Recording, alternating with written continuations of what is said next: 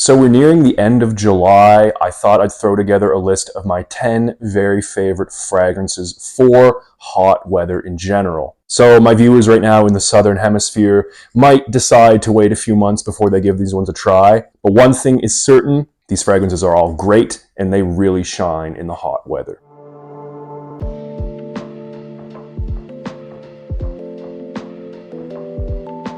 Hey guys, welcome back to Real Scent Review. So yeah, top 10 summer fragrances or hot weather fragrances in general.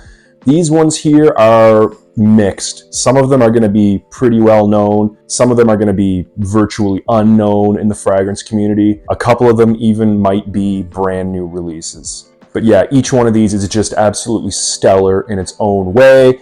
So yeah, let's get started here with Platinum Egoiste by Chanel. One of my very favorite aromatic fougere style fragrances. So the main notes in this one are going to be galbanum, geranium, and lavender.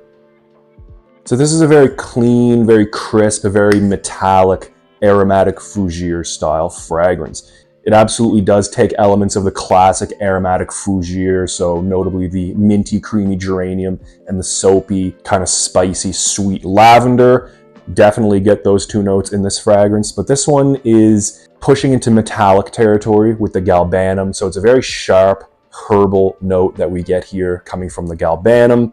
Very nice. In the background, there might even be a little bit of spicy rosemary. Absolutely love this fragrance here. It is reminiscent, absolutely, of the classic aromatic fougères from the 60s and 70s and other decades even. But this one makes itself a little bit more modern. It's a little bit lighter, not in terms of performance, but in terms of general scent profile. So although this is a classic example of male perfumery, I think it can be more accessible than some other aromatic fougères to the younger audience out there. Pure class in this fragrance here. Going to keep you smelling fresh, clean, and just gentlemanly all day long throughout the hot summer months. Next, we're going to go with Acqua di Gio Profondo. This is the original Profondo. And the main notes in this one are going to be citruses, mastic, musk, and cypress. So at its heart, this is an aquatic style fragrance. It definitely maintains those citruses from the original Acqua di Gio. But this one here definitely adds some excitement to that original DNA. So we're going to get some, first of all, mastic gum, which is going to give this a very gummy, kind of resinous backbone. And there's also some cypress, so it's going to give it a sharp bit of greenness to go along with that fuzzy citrus. And it's all laying on a bed of soft musks. This one here, absolutely mass appealing for sure, but there's something a little bit unique about this. Mineralic, I think, is a good descriptor because of that mastic. It's a little bit gummy, mineralic, and it's really, really nice. Adds some depth to this style of aquatic fragrance here. And man, I don't think there is anything better for an extremely hot day with high humidity, 45 degrees Celsius with 90% humidity type of weather. This really, really shines. The performance is great. It's super mass appealing, super versatile. You're not going to find anybody out there who doesn't appreciate this, or at least it would be very difficult to. Now, like I said, this is the original version. They have a newer version, Profondo. I think it's Profondo Parfum. I can't remember. I honestly haven't given that one a lot of study, but I have tried it a few times, and I absolutely prefer this classic version here. Acqua di Gio Profondo, the original. Next on this list is one that probably none of you have ever heard of. It's called Azahar from the house of Patio Perfumes. So the main notes in this one are going to be neroli, myrtle, and vetiver. Starts off with some very herbal, metallic myrtle. So myrtle is a herb that grows along the coastline of different parts of the world. And it's really green, it's really bitter, it's sharp, it's a little bit metallic. And that's going to be paired with some neroli. It gives the smell of an orange blossom. Actually, azahar is Spanish for orange blossom. So you get that soft, creamy kind of oranginess, maybe with a little bit of green thrown in, and dries down with some wonderful, grassy, but smoky vetiver. This is a fresh fragrance, but it's kind of more so the mature, leaning into green territory style of fresh, not blue, not aquatic. It has citruses, but it's not done in, like I said, the aquatic style. This here is such an underrated gem. If you're fans of things like Terre d'Hermès, you're gonna love this one, and especially the performance, because it's a pretty strong fragrance here. So this house, Patio Perfumes, is an independent fragrance house from Granada here in Spain. I used to live there. This fragrance brings back amazing memories for me. It reminds me of the springtime, walking through the streets of Granada when the orange blossoms are just starting to bloom all over the city. You get that green, orangey scent through the air. This has a special place in my heart. By the way, if you ever go to Granada, Spain, check out Patio Perfumes. They have workshops to teach you how to make perfumes, all that good stuff. Just a super underrated, pretty unknown house, honestly, but they make some incredible perfumes. So if you ever happen to go to Granada, check this place out. Next one, it's going to be Santal Marin by Kenzo. This is a brand new release from Kenzo. The main notes that we're going to get in this one are calypsone, akigala wood, guaiac wood, and sandalwood. So yeah, you definitely get the reminders of the other members of the Kenzo line here because of that calypsone, which is like a salty aquatic watermelon, and also the akigala wood, spicy patchouli based, woody, kind of fruity aroma chemical used throughout the line here. You definitely get those, but those two are toned down compared to the other members of the line. And in Santal Marin, we get some beautiful sandalwood. It's creamy, woody, a little bit boozy, and we also get some smoky guaiac wood. Very light smoke. It's not what I would call a smoky fragrance, but there is a little bit of that smoky tinge from the guaiac wood in the dry down. This one is my favorite of the line, the most mature. Like I said, that fruity spiciness that exists in other members of the line is toned way down in this. It's just a more grown-up version because of the added woody notes and that touch of smoke. And I highly recommend checking this one out here if you are a fan of the line, but you want something maybe just a little bit toned down, more grown up. Whew, you can't go wrong with this one. Next on this list, we have Dior Eau Sauvage Parfum 2017. The main notes in this one are going to be citron, elemi, vetiver, and incense.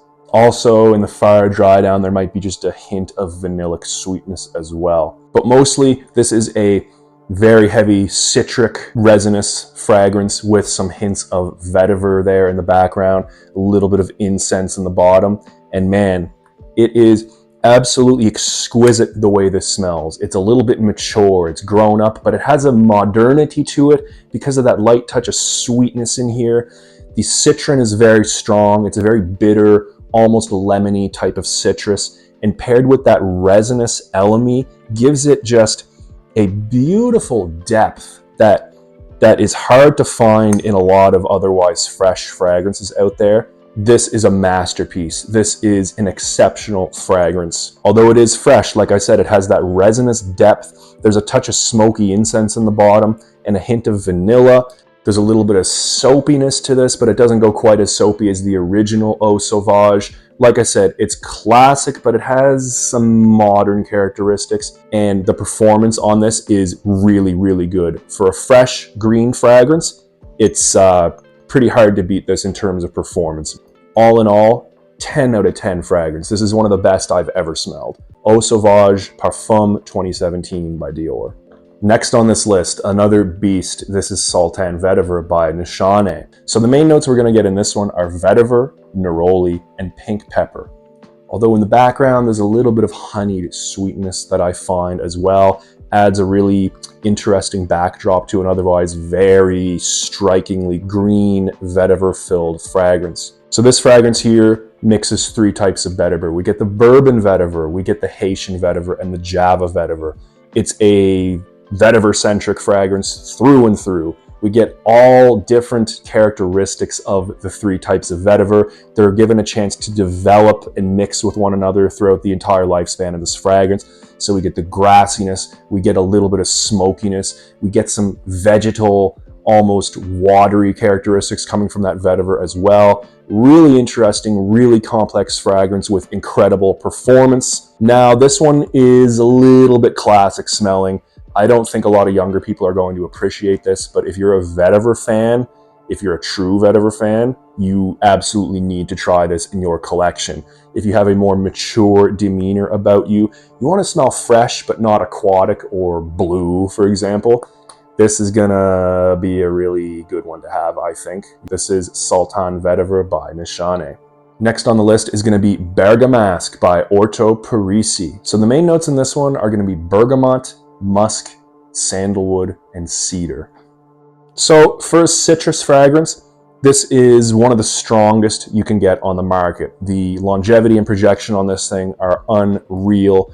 Main notes, we're going to get a really fuzzy, real deep type of bergamot here, and it's going to be mixed with a lot of musk. I, for one, don't find the musk animalic in this one, but some people have commented that they perceive a little bit of a body odor type of fragrance coming from this, which I don't get at all, but I guess some people do. Scent is subjective. So the bergamot and the musk combine with some cedar. I get heavy, woody, almost maybe a little bit kind of smoky cedar in the dry down.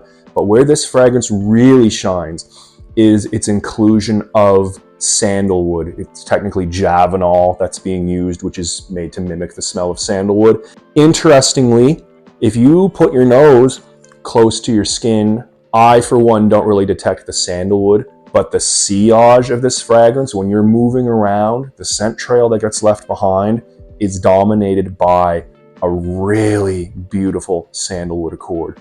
Buttery, a little bit boozy, and mixed with that musky bergamot in the air, this is an exceptional fragrance.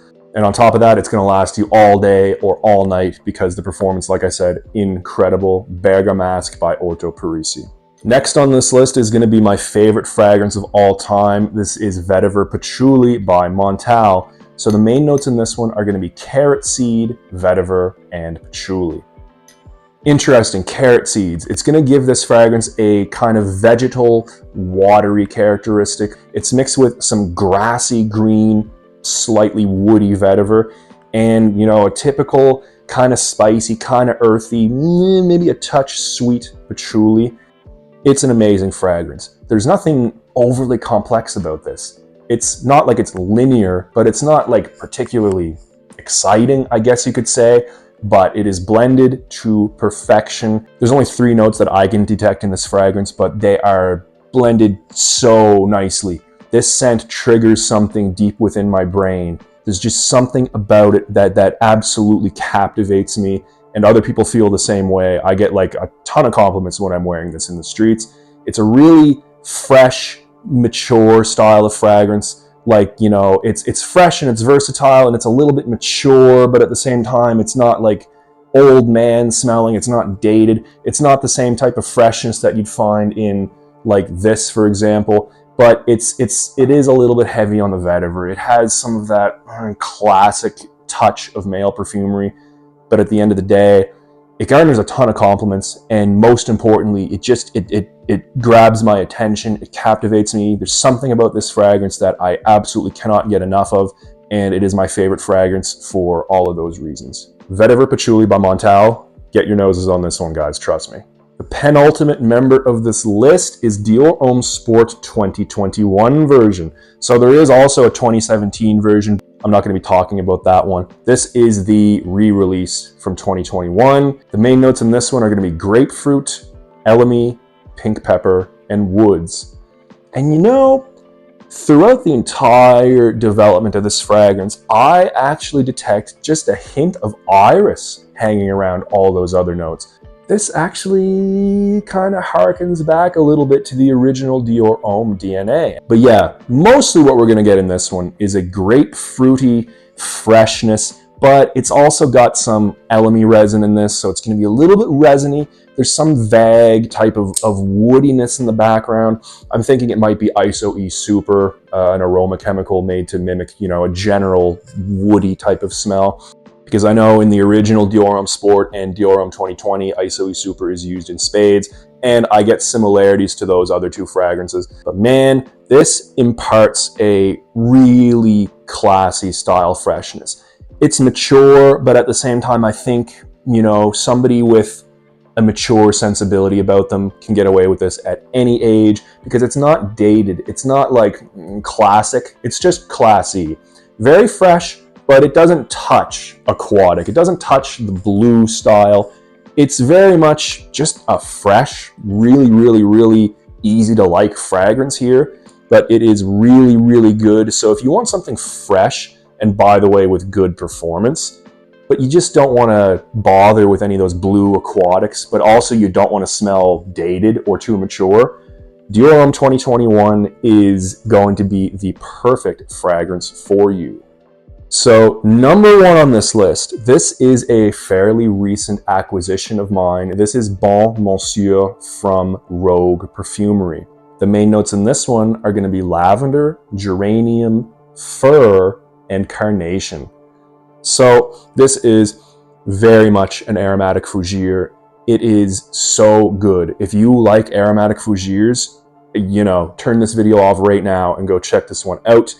This one here, it's a modern release, and it's made by Rogue Perfumery. So the owner of this independent fragrance brand, which by the way is based out of Idaho in the United States. The owner of this, Manuel Cross, started this fragrance house back in 2005. After his favorite fragrance was discontinued, he wanted to kind of recreate it so he could, you know, continue to enjoy that scent profile. Anyway, 19 years later, and Manuel Cross is still gracing us with amazing perfumes like this one here. So, you know, it very much smells like, you know, aromatic fougères out there. It has that slightly soapy lavender. It has that minty, creamy geranium.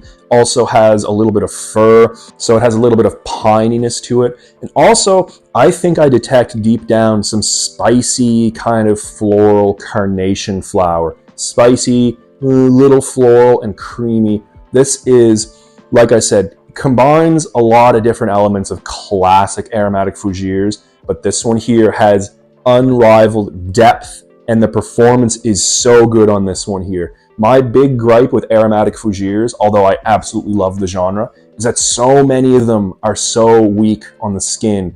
This one here is going to last you almost all day, and it's going to project. So if you like aromatic fougères, but you're sick of just poor performance, this one, I don't think you can beat this one, honestly. So this is, like I said, Monsieur by Rogue Perfumery.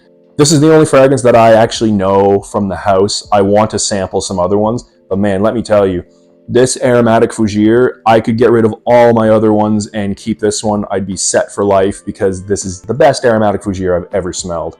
So guys, that's been my list of 10 fragrances, my favorite, current favorites for summer or hot weather in general.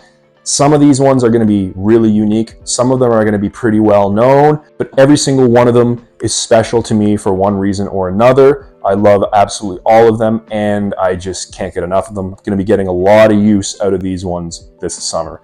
So guys, what are your favorite hot weather fragrances? Leave some comments below. Can't wait to hear from you guys. Until next time, keep it real.